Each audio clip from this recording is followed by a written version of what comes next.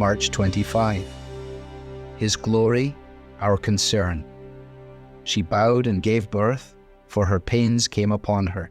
And about the time of her death, she named the child Ichabod, saying, "The glory has departed from Israel," because the ark of God had been captured, and because of her father-in-law and her husband.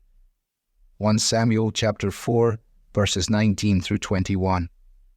Do you ever see somebody in passing, perhaps on a bus or in a store, and find yourself struck by the thought that there's a whole life wrapped up in that person?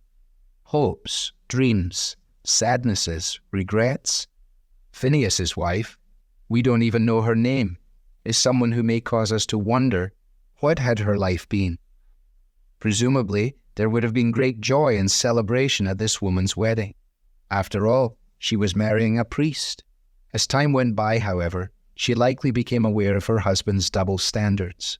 He fulfilled his priestly duties, but he also abused his role to sleep with other women, which was a matter of public knowledge. Now, heavily pregnant with his child, she heard the news that the Philistines had slain her husband and captured the ark of the Lord.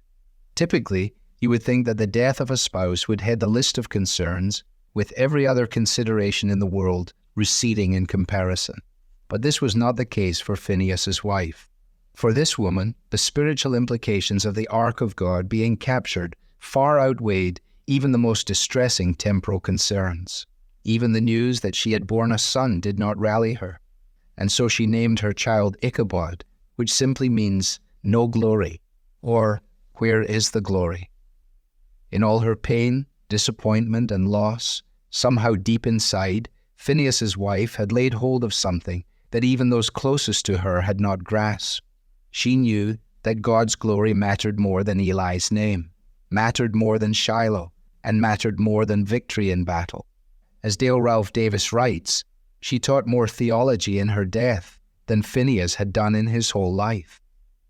This woman must have lived in the presence of God. When her husband let her down, and she was aware of the discrepancy between his public profession and his private reality, she must have run to the Lord, her very present help in trouble. Otherwise, concern over his glory would not have been her response. What about you?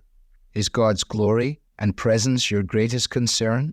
Does the advance of his cause and honor of his name matter more to you than anything?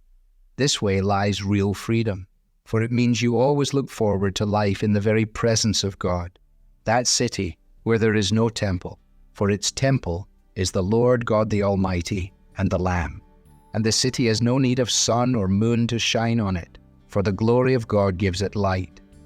In the details of your day, in the trials of life, and at the moment of your death, turn to God as your refuge and strong tower. Only then will you discover or remember that God's glory truly is our greatest hope and joy. Devotional material is taken from the Truth for Life Daily Devotional, copyright Alistair Begg. It's published by the Good Book Company. This reading was digitally created by Truth for Life and is used with permission. For more clear, relevant Bible teaching, visit truthforlife.org.